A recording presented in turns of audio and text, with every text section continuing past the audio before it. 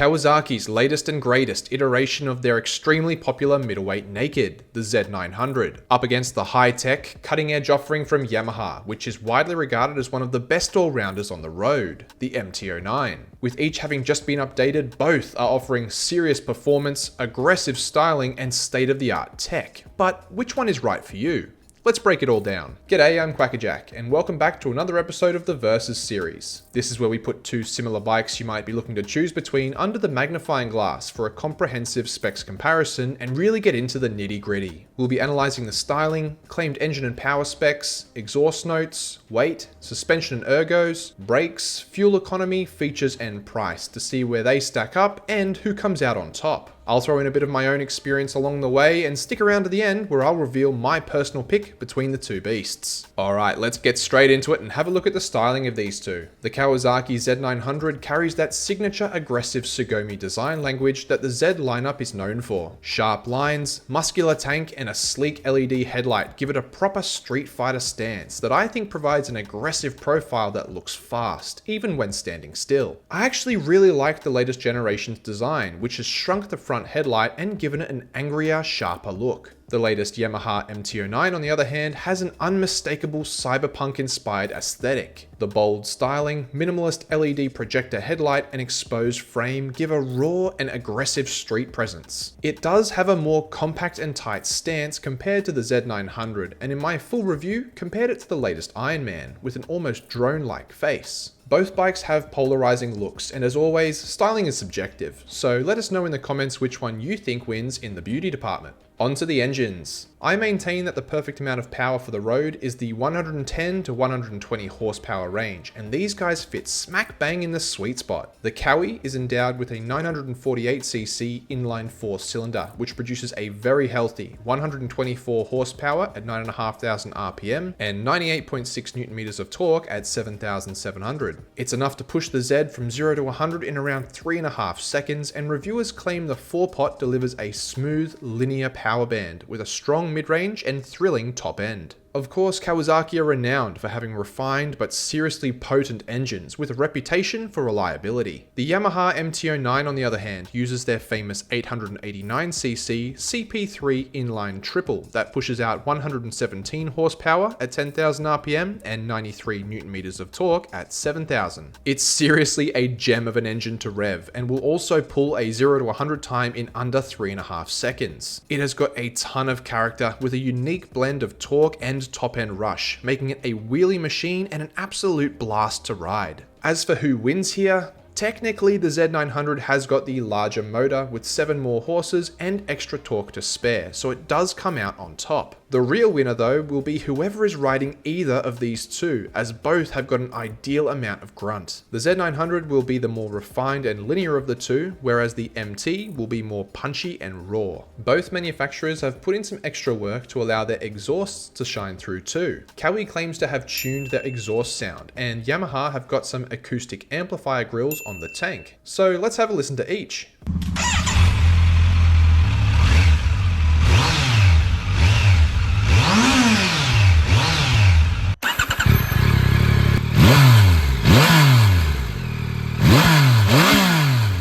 Moving on, and we come to weight. Raw power is great, but it doesn't tell the full story of how a bike performs. The Z900 is the heavier of the two options, coming in with a wet weight of 212 kilograms sitting on the road, compared to the much lighter MT-09, which for the standard model is sitting on the road with a wet weight of only 193 kilos. That makes it one of the lightest and most agile bikes in its class, and during my time with it, found it to be remarkably flickable and easy to maneuver. While the extra weight of the Kawasaki should provide a more stable ride, the MT-09 wins here by a big margin, being a full 19 kilograms lighter. And that should also help in the next category too, which is suspension and ergonomics. The Z900 at the front is equipped with 41mm inverted forks with rebound damping and spring preload adjustability, while at the rear is a horizontal backlink gas charged shock which is also adjustable. Shorter riders may be better suited here, as it does have the lower seat height of 800mm. In some areas there is also an SE model available, which does come with upgraded Öhlins suspension at the rear. Over on the Yamaha, it has also got 41mm inverted forks, but here they are fully adjustable, while at the back back is a monocross swing arm with adjustable preload and rebound damping. The ride on the Yami is taller and more upright, with the standard seat height being 825mm. I was really a fan of how it placed me while riding and found it to be very comfortable for my 6-foot proportions. There is an SP model available too, which will upgrade both the front and rear suspension to KYB and Öhlins parts. I haven't spent enough time with the Z900 to give a definitive answer as to which one will perform better in this department. However, I can confidently say that the MT-09 should be the more flickable and responsive of the two, with its lower overall weight and greater adjustability. Both should be a ton of fun to use though, whether you're using them around town or in the twisties, and the real appeal of a bike in this class is just how adaptable and versatile they are for whatever you throw at them. In terms of brakes, both again should perform really well, having been equipped with premium parts and features. The Kawasaki at the front has dual semi-floating 300mm discs with 4-piston calipers and a single 250 with single piston at the back. Whereas on the Yamaha you have got two 298mm discs with Brembo master cylinder and 4-piston calipers up front, and a single 245 with single piston at the rear. Coming as standard on each bike is advanced cornering ABS and management, as well as traction control, but Yamaha do go a bit further with having slide control and more adjustability with the features. For this reason, along with the great Brembo master cylinder you get as standard, it does nudge ahead again in this category. Not to be outdone, the Z does come firing straight back though when we start talking about our next topic of fuel economy and range. Having a larger 17-litre tank and an average fuel consumption of 5.5 litres per 100 Ks, you can expect the Kawi to have a range of around 300 kilometers per tank, compared to the MT-09, which has a smaller 14-litre one, although the average consumption is a little better from the smaller overall engine size, coming in at only 5 litres per 100 Ks. It will mean a slightly lower overall range of around 280 Ks per top-up. Quick note here, with the size and types of engine on offer, how you use your machine will drastically change the mileage you'll receive from your motorcycle. If you're tempted to give the throttle a good nudge, and trust me, you will be, you can expect your tank to go down a lot quicker than that. Nevertheless, the larger 17-litre tank of the Kawasaki gives it a solid win here.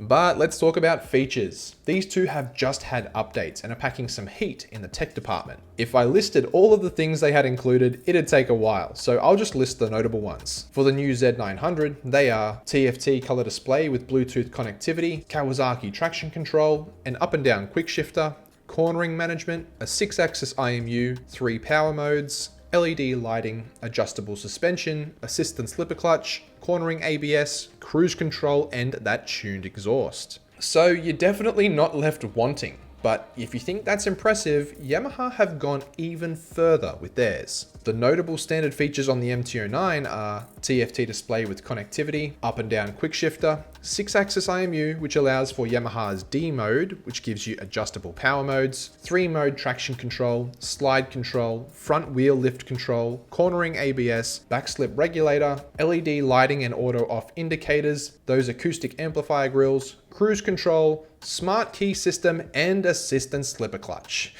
Oof, it doesn't just look like Iron Man, it's about as well equipped too. Both bikes have got a buttload of goodies, but the MT-09 does go above and beyond with what they give you. And in my review, I noted how far they'd come since the first generation one I tested, which didn't even have an assistant slipper clutch. Well done Yamaha, it's a clear point to you. Also, I want to mention that I appreciate all of those things not being too invasive while riding, because while I do enjoy having all those goodies, I don't enjoy them being over the top and in your face all the time. They also have the y-amt or automatic versions, which could honestly warrant their whole own video. Okay, but how much is all of this going to cost you? Because surely all of that goodness isn't going to come cheap. Well, actually, it's pretty reasonable. The Z900 is the cheaper option by a fair margin. It has got a right-away price here in Oz of $16,095. And at the time of writing this, there is no option for the SP on their website. The new MT-09 is around $1,700 more, with a right-away price of $17,749 for the standard and AMT models, while the SP with upgraded bits and bobs is $21,199. So the Kawi is cheaper,